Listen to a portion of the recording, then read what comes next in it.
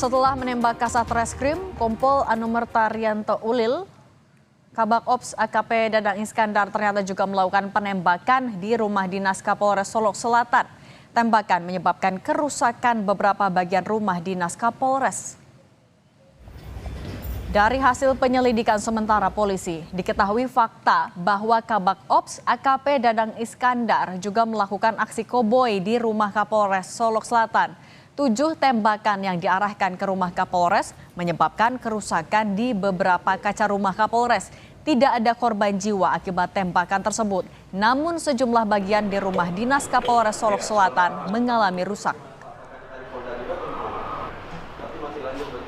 Berdasarkan hasil olah TKP tim kami Inavis di lokasi penembakan, betul ada 2, kita temukan selongsong dan proyektil di sana. Kemudian 6 proyektil, 6 selongsong kita temukan di sekitar rumah dinas Kapolres. Saat ini kita juga masih terus melakukan olah TKP lanjutan. Kapolri Jenderal Polisi Listio Sigit Prabowo memberikan penghargaan kepada AKP Rianto Ulil Ansar Rianto sebelumnya menjabat Kasat Reskrim Polres Solok Selatan dengan pangkat Ajun Komisaris Polisi, naik pangkat Anumerta 1 tingkat jadi Komisaris Polisi. Kenaikan pangkat itu disampaikan oleh Kabid Humas Polda Sumbar, Kombes Dwi Sulistiawan.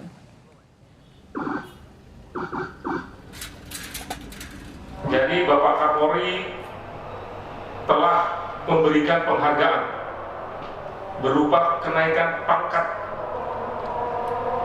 Anumerta kepada korban, ya, kepada Kasat Reskrim almarhum AKP Ulil, ya, Ulil Ansar. Saat ini almarhum mendapat pangkat tituler, Anumerta, ya, pangkat Anumerta, Kompol Anumerta. Itu pelaku tuh. Ulang-ulang. Nggak diborgol. Tidak diborgol itu. Merokok itu penanganannya gimana? Dari luar semua disikat. Komisi 3 DPR mengkritik standar penanganan Divisi Propam dalam menangani kasus penembakan Kasat Reskrim Polres Solok Selatan Kompol Anumerta Rianto Ulil. Ketua Komisi 3 Habibur Rahman menyayangkan pelaku penembakan AKP Dadang Iskandar yang merupakan Kabak Ops Polres Solok Selatan tak diborgol selama pemeriksaan. Komisi 3 akan memanggil Kapolda Sumbar, Kapolres Solok Selatan hingga Kadif Propam untuk mengevaluasi dan menyelidiki kasus penembakan Kompol Anumerta Ulil oleh rekannya hingga tewas. Merokok itu penanganannya gimana? Dapat adalah terkait, ya, bahwa ada yang menyebutkan si pelaku ini tidak senang atas apa yang dilakukan Kasat Reskrim menindak tambang ilegal galian C. Nah, jadi dipertanyakan apakah pelaku ini membackingi tambang ilegal. Hari Kamis setelah pilkada, ya, kami akan memanggil Kapolda Sumatera Barat, Kapolres Solok Selatan, dan Kadif Propam Mabes Polri untuk membahas masalah ini. Kasus penembakan Kasat Reskrim Solok Selatan, Kompol Anumerta Rianto Ulil menjadi duka kelam bagi institusi Polri. Seorang perwira yang sedang menjalankan tugas untuk menindak tambang ilegal justru tewas di tangan rekannya sendiri. Kapolda Sumatera Barat Irjen Suharyono membenarkan korban Kompol Anumerta Ulil bersama jajaran Reskrim Polres Solok Selatan gencar melakukan penangkapan tambang ilegal. Namun pelaku AKP Dadang Iskandar tidak suka dengan hal ini. Hingga akhirnya terjadi penembakan dari jarak dekat kepada korban di halaman parkir Polres Solok Selatan. Yang dilakukan oleh jajaran Reserse Kriminal Polres Solok Selatan yang dipimpin oleh AKP Ulil. Yang bersama-sama anggota sudah beberapa kali menindak secara tegas pelaku kejahatan jenis ini yang tanpa izin. Perwira yang juga barangkali salah satu kita anggap sebagai tersangka, oknum dari anggota kami juga pada posisi kontra terhadap penegakan hukum. Tembakan memang benar ada tembakan. Berapa kali, Pak? Diperkirakan kalau dari hasil visum dokter itu 2 kali. Di bagian mana, Pak? Mengenai bagian pelipis dan pipi. Komisioner Kompolnas Khoirul Anam meminta polisi menyelidiki dugaan motif penembakan terkait dengan penertiban tambang ilegal. Kami berharap ya kepada Polda tidak hanya berhenti di kasus penembakannya, tapi apa dibalik itu semua, termasuk kalau ada aktor-aktor lain ya dibalik peristiwa ini yang terkait galian C tersebut, itu juga harus diusut tuntas. Gitu. Mantan Kabar Reskrim Arief Sulistianto meminta Polda Sumbar memberi sanksi tegas terhadap pelaku atas tindakan brutalnya. Brutal dan biadab, karena dia menembak koleganya sendiri sesama perwira yang sedang melaksanakan tugas penegakan hukum. Ini betul-betul tidak bisa ditolerir dan menurut saya ini harus diberikan tindakan tegas, kemudian tidak cukup dipecat, harus dihukum dengan seberat-beratnya supaya memberikan pesan kepada yang lainnya dan kepada anggota Polri yang lainnya. Polda Sumbar membenarkan motif pelaku menembak korban karena tidak senang dengan penangkapan salah satu penambang ilegal yang merupakan relasinya. Kini Polda Sumbar sudah menetapkan AKP Dadang Iskandar sebagai tersangka kasus pembunuhan dan menyelidiki dugaan kasus penambangan liar yang menjadi motif pelaku. Tim Liputan Kompas TV.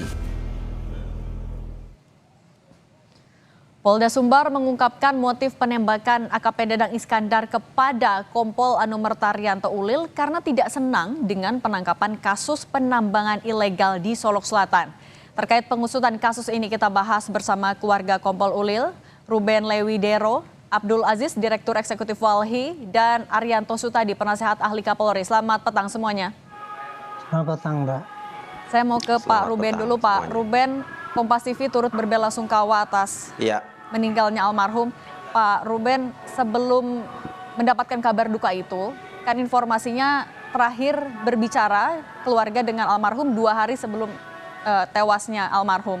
Apakah sempat bercerita dengan keluarga soal pekerjaan yang sedang dilakukan, Pak? Iya, jadi seperti yang berkali-kali saya sampaikan ya, bahwa anak ponakan kami Rian ini memang sangat dekat dengan keluarga, terutama dengan ibunya, karena ayahnya sendiri sudah wafat beberapa tahun yang lalu dan memang sering curhat. Dan intensitas percakapan itu memang terhitung sering ya, karena memang Rian ini sangat dekat dengan keluarga gitu. Dan tentunya sebagai anak, curhat ke orang tua tentu termasuk juga ya beban-beban pekerjaan, dan itu sangat manusiawi, sangat normal seperti itu. Dan memang dia curhat bahwa tanggung jawabnya itu sangat berat. Cuman memang seberat apa ini juga menjadi sangat relatif ya, tetapi intinya memang beliau curhat soal terkait pekerjaan karena pekerjaannya ini dia anggap berat dan memiliki tanggung jawab yang besar.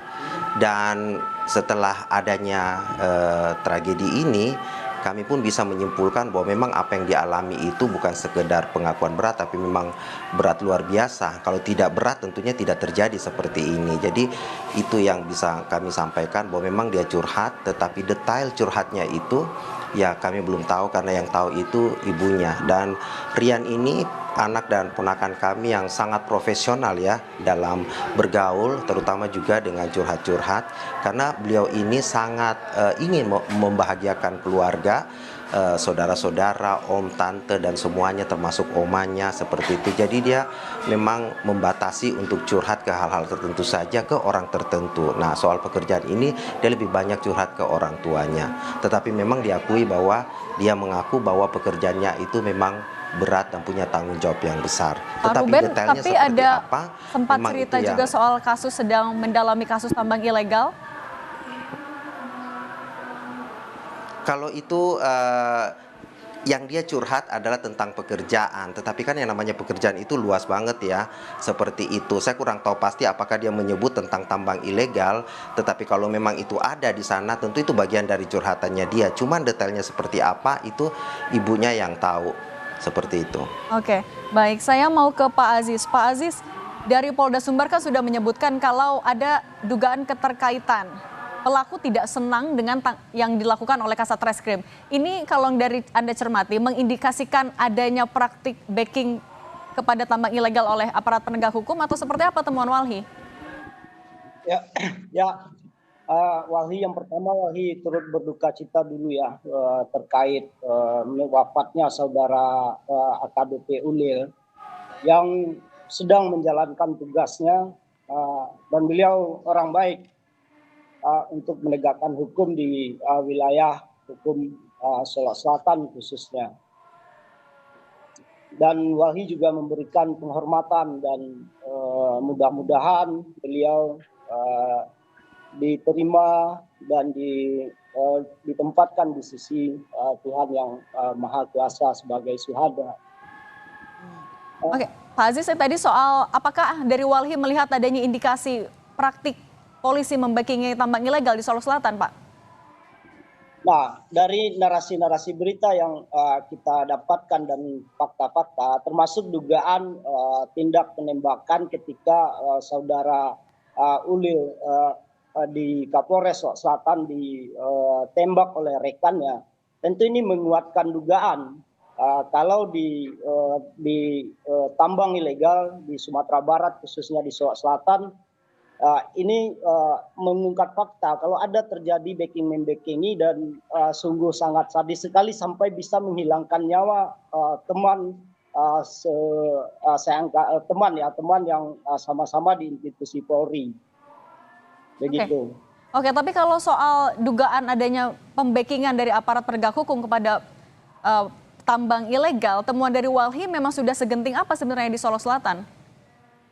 Nah, kalau bicara tambang ilegal di Sumatera Barat yaitu Solok Selatan, kita bisa melihat dengan kejadian 13 nyawa hilang di Solok karena tambang ilegal, itu kan tidak ada pengusutan tuntas dari pihak kepolisian.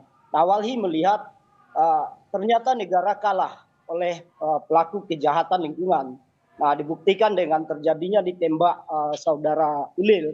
Ini menjadi momok menakutkan bagi penegak hukum lingkungan, baik itu sekawan-kawan di aktivis lingkungan.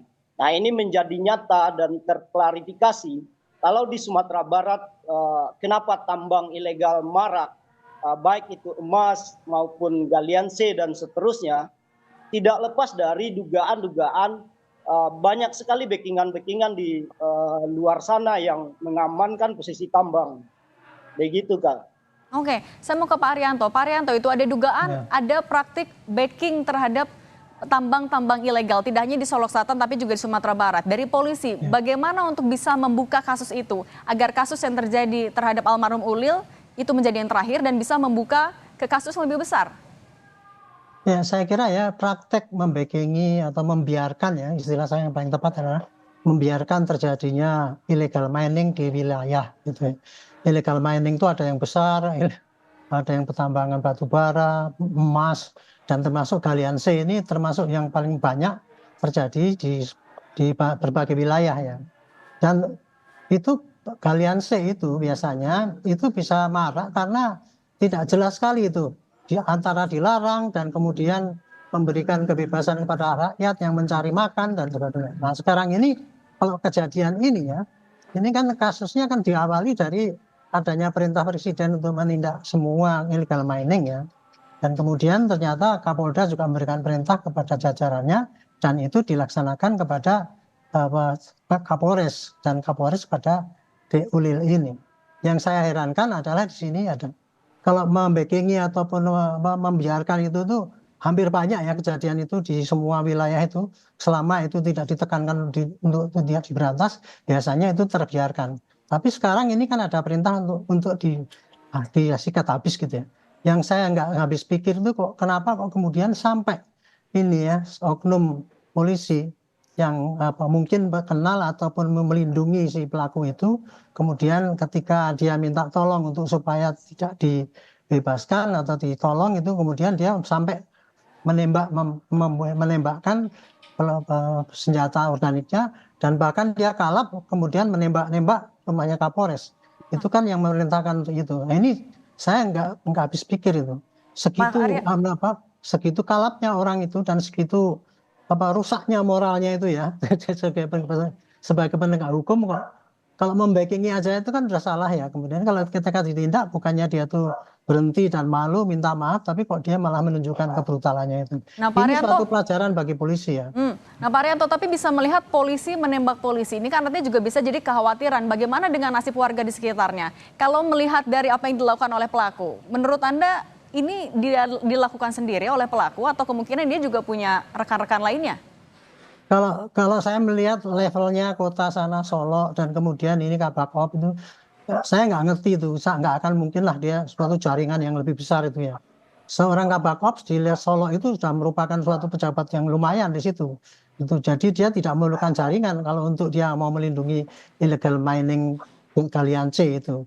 Jadi saya pikir ini hanya oknum saja yang berbuat gitu ya. Dan sekarang bukannya saya pikir tidak perlu itu ditakuti bahwa itu illegal mining segitu dahsyatnya mempengaruhi. Ini hanya satu oknum ya. Oknum yang menurut saya oknum yang sudah tidak punya kendali untuk moral untuk menegakkan hukum yang baik. Ini oknum ini tinggal 1 tahun dinas loh ya. Tinggal 1 tahun dinas. Jadi logikanya kan dia kan tidak akan mungkin lah sombong sekali gitu ya, mempunyai kewenangan, mempunyai kekuatan untuk melakukan tindakan yang salah gitu. Dan menurut saya ini suatu kesempatan baik bagi polisi ya. Tindak tegas itu ya dengan pasal yang berlapis-lapis kepada oknum ini. Jadi bukan hanya etika, tapi juga kemudian illegal mining, termasuk gratifikasinya juga di dalam menerima upah, menerima imbalan mungkin ya kepada kasus illegal mining itu. Oke, jaringan dan juga gratifikasi. Saya mau balik lagi ke Pak Aziz. Pak Aziz, kalau dari temuan Walhi, untuk kasus seperti ini sudah sebesar apa sih di Solok Selatan? Kalau menurut Anda sendiri, bagaimana polisi bisa membongkar ini dengan jelas? Sebenarnya kalau untuk kasus di illegal mining atau tambang ilegal di Solok Selatan dan Sumbar, ini barang yang sangat terbuka sekali untuk kita lihat. Jadi tidak terlalu sulit kita menemukan bagaimana tambang-tambang ilegal di Sumatera Barat itu ada yang di pinggir jalan nasional. Itu bisa saja misalnya orang lewat tahu dia, oh ini ternyata ada tambang ilegal.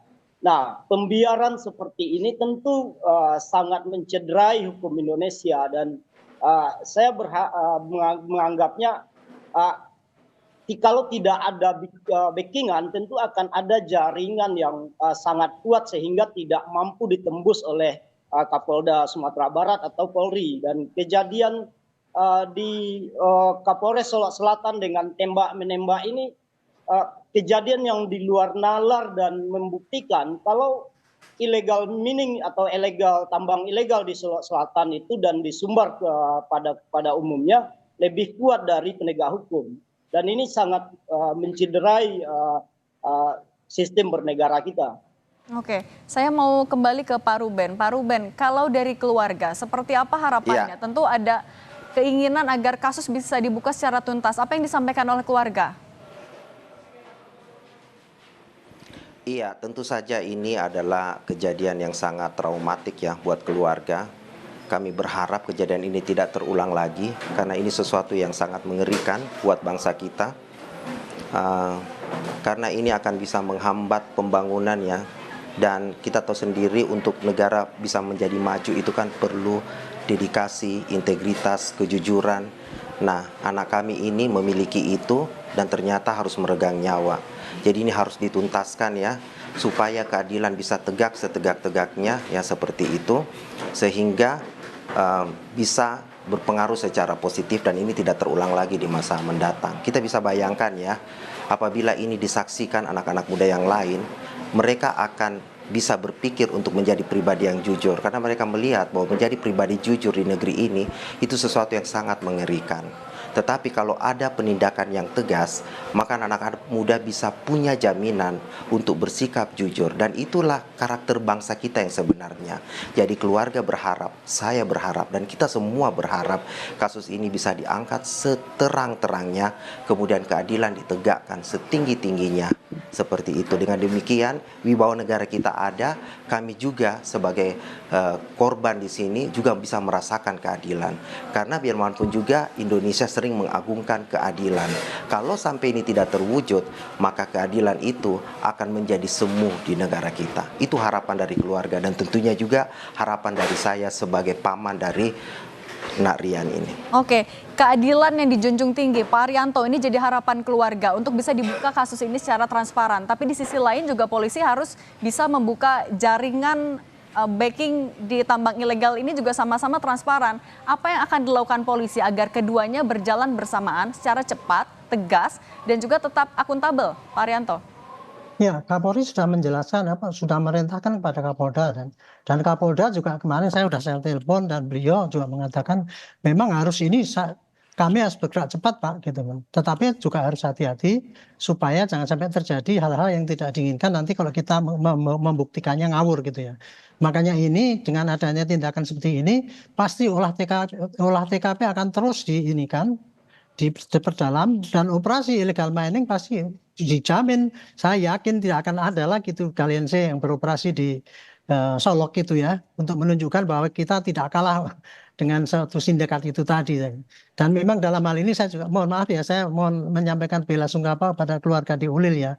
Tadi saya juga nggak dengar kata-katanya Pak Ruben tadi, jadi saya ikut bela-sungkawa. Tapi intinya Pak ya, dari Polri pasti tidak akan membiarkan oknum polisi yang seperti itu. Dan ini tindakan yang di Solok ini akan menjadi contohan tindakan Polri terhadap seluruh oknum di seluruh Indonesia yang berbuat seperti semacam ini gitu.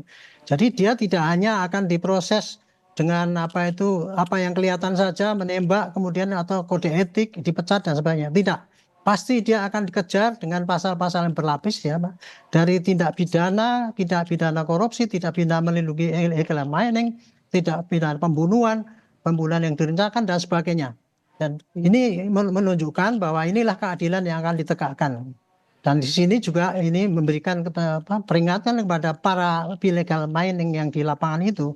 Karena biasanya ya pelaku yang di lapangan itu kan rakyat kecil ya. Dia merasa itu ditindas oleh polisi, kebanyakan begitu. Tetapi para yang membiayai itulah yang kemudian dia membuat jaringan pada polisi supaya dilindungi. Tapi kalau rakyat kecil yang di lapangan itu, dia hanya pekerja dan apabila ditindak seperti ini biasanya mereka juga protes. Ini dengan kasus ini mudah-mudahan rakyat juga bisa menerima ya.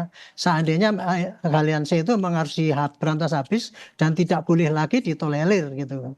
Jadi kira-kira begitu. Ini satu peristiwa ini mengandung makna yang sangat besar sekali untuk bersih-bersih kita polisi, bersih-bersih masyarakat, bersih-bersih negara ini. Oke, momen bersih-bersih. Terima kasih Pak Arianto Sutadi, Penasehat Ahli Kapolri, Pak Abdul Aziz, Direktur Eksekutif Walhi, dan Pak Ruben Lewidero, keluarga dari almarhum. Terima kasih semuanya. Sehat selalu.